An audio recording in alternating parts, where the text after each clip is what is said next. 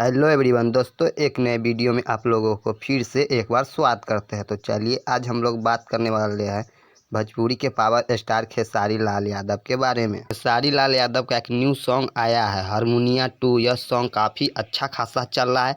यह 10 दिन पहले आया था और 15 मिलियन पार हो चुका है। आप लोग जानते हैं भोजपुरी के पावर स्टार खेसारी लाल यादव का जो भी गाना आता है वो ट्रेंडिंग में ही चलता है और लोग इनका गाना खूब पसंद करते थे। इस गाने को मधुर आवाज़ में गाए हैं भोजपुरी के पावर स्टार खेसारी लाल यादव और खुशी कक्कर ने गाई है। तो जाइए आप लोग भी इस गाने को खूब ढेर सारा प्यार दीजिए और खेसारी लाल भैया का यह गाना ट्रेंडिंग में लाइए।